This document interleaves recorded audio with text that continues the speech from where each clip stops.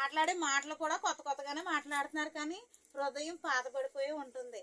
ఈ అన్ని కొత్తగా ఉండడం కాదు, కానీ హృదయం ఎప్పుడైతే కొత్తగా ఉండి దేవుళ్ళో ఏకీభవించి దేవుని మాటలు గైకొని దైవజనులు చెప్పే ప్రతి మాటను అనుసరించి నడుచుకుంటారో వాళ్ళే నిజమైన క్రిస్మస్ చేసిన వారై ఉంటారని నా ఆశ. మరి క్రిస్మస్ అంటే మరి దేవుడు దేవదేవుడు దైవ కుమారుడు మన కొరకే మరి నరరూపం ఎత్తి జన్మించడం. మరి ఆయన జన్మంలో కూడా పాపం లేదు, మాటలో పాపం లేదు, చూపులో పాపం లేదు. ఆయన పరిశుద్ధ రక్తం వల్లనే మన పాపాలన్నీ మరి కడగబడతాయని దైవజనులు అన్నారు. దైవజనులే కాదు, భగవద్గీతలో కూడా పరిశుద్ధ రక్తం వల్లే పాపం పరిహారం అవుతుందని ఉంది. మరి ఈ లోకంలో పరిశుద్ధులు ఎవరు? యేసుక్రీస్తు ప్రభువారు తప్ప ఎవరు పరిశుద్ధులు కాదు. మరి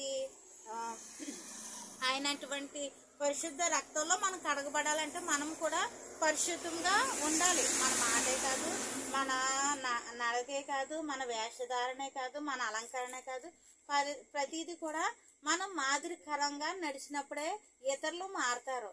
అంతేగాని ప్రార్థనకి వెళ్తున్నామని వెళ్ళడం పేరుకే వేషధారుల వల్లే మనం ఉండొద్దు, పేరుకే నామకార్థ క్రైస్తవులుగా మనం ఉండొద్దు. బైబిల్ మిషన్ లోకి రావాలంటే రేకేసి పుట్టాలి అన్నారు మన తండ్రి గారు. మరి అలాంటి బైబిల్ మిషన్ లో మన అందరినీ దేవుడు ఎన్నుకున్నారంటే మరి మనందరూ రేకేసి పుట్టిన వారమై ఉన్నారని అనుకోవచ్చు. కానీ నేను ఒక్క చిన్న బాధపడుతూ ఉంటాను, ఏంటంటే బైబిల్ మిషన్ లో బాప్తిసం ఫస్ట్ నుంచి కూడా నేను లూథరన్ మిషన్ నుంచి బైబిల్ మిషన్ లోకి వచ్చాను. అయితే ఈ బైబిల్ మిషన్ భాగ్యం నాకు లేదు, నాకు లేకపోయినా నా బిడ్డలకు ఉందని ఎంతో సంతోషపడతాను. మరి అయితే మరి మన బైబిల్ మిషన్ అంటే పరిశుద్ధ అగ్ని బాప్తిసం మనం అందరం కూడా పొందుకోవాలి. అంతేగాని ఏదో నామకార్థంగా మనం ఉండొద్దు. ఇతరుల మిషన్ వేరు, మన బైబిల్ మిషన్ వేరు. కాబట్టి దైవజనులు ప్రతిదీ మనకు తెలియజేశారు. తెలియకపోతే దేవుడిని అడగమన్నారు. దేవా నాకు కనబడము, నాతో మాట్లాడము.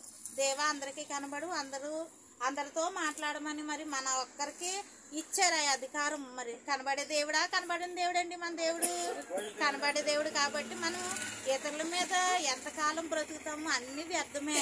ప్రసంగి గారు అన్నారు, వ్యర్థం సమస్తం వ్యర్థమని. అంత వ్యర్థం. దేవుడు చెప్పిన మాట ఒకటే మనకి జీవితాంతం ఉంటుంది. తర్వాత పరలోకంలో కూడా నిలిచేది. పరలోక మార్గానికి వెళ్ళాలంటే దైవజనులు చెప్పిన మాటను అనుసరించాలి. ఈ లోకంలో అన్ని విడిచిపెట్టి ఎక్కడి నుంచైనాను నూతనంగా బ్రతికి నూతనంగా వస్తువులు, నూతన వస్త్రాలు, నూతన అలంకారాలు అలంకరించుకున్నట్టుకంటే నూతన మహిమ వస్త్రము ధరించుకోవడం మనకి ఎంతో మేలు అని అనుకుంటున్నాను. అంతే. ఈ అవకాశం ఇచ్చిన దైవజనులకు మరొకసారి నా హృదయపూర్వక మరణాత.